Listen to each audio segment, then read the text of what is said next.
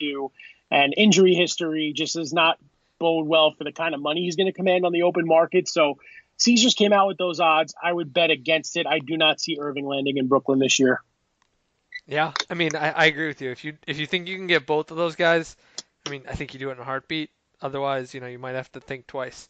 But as you said, let's jump in. Let's take a look at the Celtics and Kyrie Irving. Obviously, Milwaukee went down 0-1, Jason. Paul Pierce said the series was over after one game. You know what, Jason? I don't think it's over, although maybe it is, but not quite the way that Mr. Pierce thought. No, the Celtics started out hot too. I think Kyrie Irving's like undefeated in the first round of the playoffs, which is a crazy stat that came out. The Celtics swept the Pacers, led by Irving. They had a great performance in game one. But as Newfound Glory has said, it's all downhill from here because the Celtics are on the brink of elimination. And you put in the show notes because you wore the producer hat this week. I'm very proud of you. I've done absolutely nothing for the show as usual. But you had put, is Celtics Bucks over? I'm going to say yes. I think the Celtics get one more game, and I ultimately think they will go down in six. I'm just impressed by Milwaukee's depth because in game four, you saw both Giannis Antetokounmpo and Chris Middleton pick up their fourth personal fouls each. And you saw guys like Pat Connaughton come in and just take over the game, showing how deep Milwaukee can be and really just propelling them to the brink of the Eastern Conference Finals. So, yes, I do think the Celtics-Bucks series is over. Yeah, I mean, my only I don't know if this should be a concern or a sign of hope, but is that I guess that the rotations for the Bucks still feel off. Pat Connaughton still plays a lot of minutes. They still play traditional big men a lot in this series, and they don't play Giannis as much as I might expect. So I'm interested to see what happens. Budenholzer has made some adjustments, so I'm curious if he'll continue to adjust with those things. But as some of these series get closer, I mean, obviously the Celtics took it to them in game one, and I remember saying to you, Jason, before that it was going to be a big change going against the Pistons, who are barely a playoff team, and on top of that, just were completely hobbled without Blake Griffin. I think going from that to the Celtics was really tough game one, and I think once they kind of adjusted and they found their feet, they just are out talenting the Celtics. I mean, that's what I really think happened here is that the Bucks just have more talent than the Celtics do, and there's just moments in the game, Jason. I don't know if you've felt this way watching it. There's just moments where it just seems like they're completely overwhelmed by the athleticism and the shooting of the Bucks, and they just can't do anything about it. And it goes from 1 to 8 or 9 guys for the Bucks, and there's points where the Celtics just look completely overmatched. Yeah, I agree with you completely, but I don't think it's a talent thing because the Celtics are extremely talented. I think they go as Kyrie leads them, and that's why I'm making Kyrie Irving my zero of the week, partially because he just appears to have one foot out the door. They lost game four on their home floor in Boston, and Irving was in the locker room before most of his teammates even exited the floor. I'm just going to throw a stat at you. Over the past three games, Irving has gone 9 for 62 from the field. Those 43 missed field goal attempts are the most he's ever missed over a three-game stretch in the playoffs. This is according to ESPN stats and information, so thank you for that tidbit. I mean, going 7 for 22 in game four, and then his comments to the media afterwards saying, I got to shoot more. No, you don't, because I'm going to throw some more stats on you. Jason Tatum shot 8 for 14, or 6 for 14. Al Horford shot 8 of 16. Morris was 5 for 10. So the other Celtics players not named Gordon Hayward and Irving were playing fine. I just think Irving is a very ball-dominant player. And when him and Gordon Hayward aren't clicking, the Celtics just don't stand a chance. So Irving, for his attitude and for his spotty play over the last three games, he is my zero of the week. It makes sense, and ultimately, this does feel like he's going. I mean, it feels like he's gone to me, and it feels like the Celtics are done. So let's move to the other series there, Jason, which I think might be the single most interesting series of the second round, and that is the Sixers versus the Toronto Raptors. And the Toronto Raptors evened up the series in game four. Joel Embiid did not play well, and one of the more conspicuous members of the Sixers was Mr. Ben Simmons, who really has not played well in the series, Jason. He's been conspicuous for the wrong reasons and has disappeared in the biggest moments. And it's been a bit of a rough ride for him in this series. I mean, Kawhi Leonard was guarding him for a good chunk of the game, so that does explain part of it. But he just hasn't been aggressive.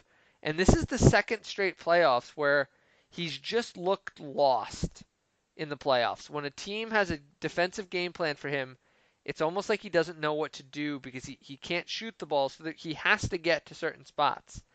And if he's not getting his points in transition, it's almost as if he can't do much at all.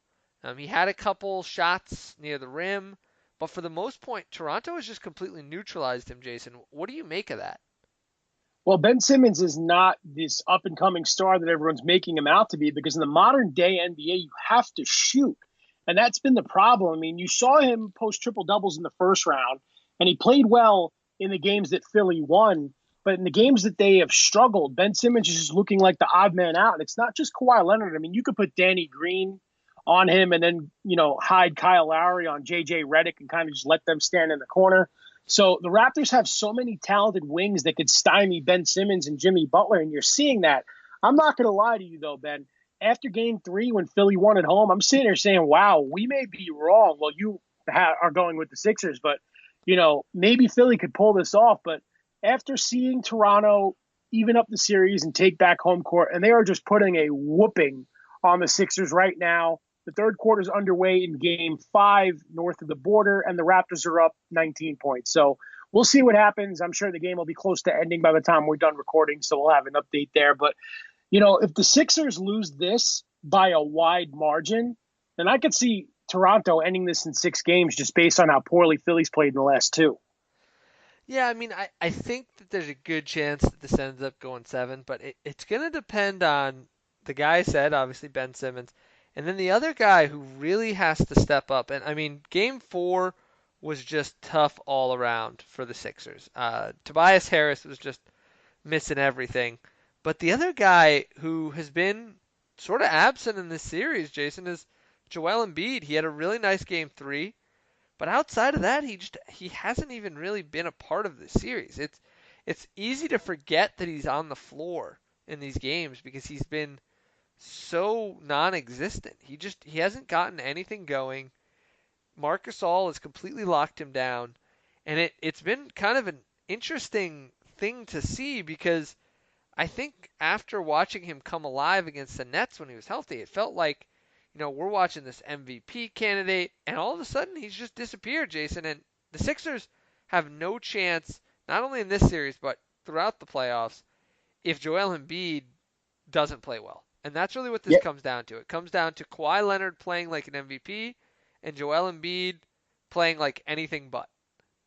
Yeah. No, you're absolutely right. That's why I think the Sixers missed their chance to really put a stranglehold on this series, because we'd be singing a completely different tune if they won Game 4 at home and it was a close game. You saw Toronto squeak it out kind of over the weekend. And then Game 5 in Toronto, the Sixers don't look ready. I mean, we're halfway through, but I think the Sixers missed their chance. Their starters are playing a lot of minutes. You're seeing Jimmy Butler look tired. You're seeing JJ Redick look his age. Ben Simmons is not really playing to the spotlight. And Joel Embiid, as talented as he is, you really never know what you're going to get from him when he steps on the court. I mean, I think he was held under 10 points in one game in the series, and that's the second time in his career that that's happened, regular season or playoffs. So that just goes to show the great job Toronto is doing defensively, as you alluded to. And Ben's yelling at me right now in our Google Doc, so I'm going to get to my hero of the week, and that's Kawhi Leonard while we're talking to the series. Coming into tonight, Kawhi Leonard putting together one of the best playoff runs ever, averaging 32 points, 7.7 rebounds a game. He's shooting 58% from the field, 50% from 3. And even in Toronto's losses to Orlando and to Philly, the 2 games they lost in the series, Kawhi Leonard has been otherworldly. It was the other Raptors players that were unable to get anything going. So Kawhi Leonard is putting up Jordan and Kobe and LeBron-esque numbers. He's getting himself paid this offseason, and he's willing the Raptors to win. This was the Kawhi Leonard that we saw in San Antonio when he won a championship. Playing with Tim Duncan, Tony Parker, Ginobili, these were his guys.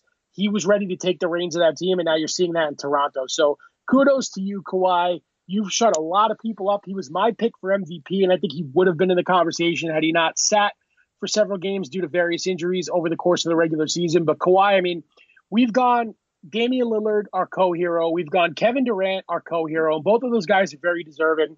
But this week, my honor is going to Kawhi Leonard. And I don't blame you one bit. I'm going to throw some numbers at you as well here, but I think as much as the 38 points per game that he's averaging in the series and 9 rebounds, the most important number, Jason, is that Kawhi Leonard is averaging 40 minutes a game. This is a guy who did not play back-to-backs during the regular season, had numerous games he sat out for load management, and now we're watching Kawhi at his finest. And you know what, Jason?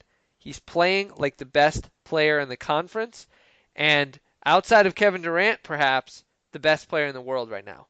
And if he plays like that, this Raptors team is going to be very, very tough to beat. And I think it's worth noting, Jason, that this is not a Sixers team that is deficient on good defensive wings. They're throwing Ben Simmons, Jimmy Butler, and Joel Embiid at him. And that is about as good a trifecta as you're going to find between the rim protection and the perimeter defense. And he is shredding them. He's shooting over 60%. He's making it look easy. He gets to his turnaround. He gets that mid-range shot. He gets that little pull-up whenever he wants it. He has been completely unstoppable. And he's getting to the line, Jason. And that's the other thing that I think is sort of the bellwether, if you will, with him, is that if he's able to get to the line, he's a completely unstoppable player. And he's matching his best month of the entire season right now in the playoffs, Jason, with the way that he's gotten to the line in the playoffs. And I think when you see that, that's what's really, really encouraging if you're someone who likes this Raptors team, because if Kawhi can get easy buckets for them, get to the line, that's how they get their offense. When the offense turns to the other guys on the team, they've struggled a little bit. It's noticeable that if you look at this series, they lost the game that they didn't crack. They lost, the 2 games they didn't crack 100 points, Jason. And I think that's very instructive to kind of the game plan with this team. If Kawhi's playing well and a couple other guys step up and the Raptors hit their 100-point mark, they're tough to beat. When they're under 100, all of a sudden, it gets a little tougher. And I think that you saw even in that Orlando series, when the games are lower scoring, it's a little harder for them to get some of those points because they really do have to go to Leonard an awful lot. And we're seeing it, as good as Siakam has been, that he's maybe not quite there yet. And that might be a concern for the next round. But, you're right. At this point, it does feel like momentum is on the Raptors side, and they're going to close this series out. Yeah, it's looking like that, but we're not going to discount the Sixers. Like I said, they're in the third quarter right now. They've trimmed the lead to 13, so they're charging because they know they're playing for their season, but we'll see what happens. I know you were talking about Simmons before. Did you want to do your zero of the week while we're on the subject, or are you changing your zero? Oh, well, I mean, I think I've said all I need to in the sense that Ben Simmons he hasn't been there. I mean, there's not much to say. He hasn't been a factor, and until he steps up, this is a team that's going to have a ceiling. I really like what you said, Jason. I thought you made a great point when you talked about the shooting aspect of today's game, because we saw what the Celtics tried to do to Giannis in the first game, and he went against it later on as the series went through, and on game 3 in particular, he just was charging into the rim, and he was just refusing to be stopped. But we saw that their teams are going to be willing to kind of sag back. And I think the game that was most noticeable, and this is a nice little segue, was the Rockets versus the Warriors last night, Jason. One of the most noticeable things in that game was the difference in the way the two teams were playing offense. And what I mean by that is that when the Warriors had the ball, one of the things, and I don't know if you noticed this watching last night, they were crowding guys. And one of the reasons they were able to do that was that they didn't fear a number of the players on the court in terms of their shooting ability. And the guys I'm talking about are Andre Iguodala, Draymond Green, Kevon Looney, McKinney, Livingston. These are guys that the Rockets don't have to worry about when they space out. Meanwhile, what do the Rockets do? Well, they run the pick and roll or the ISO, If Capella's on the floor, they're running pick and roll with him, and then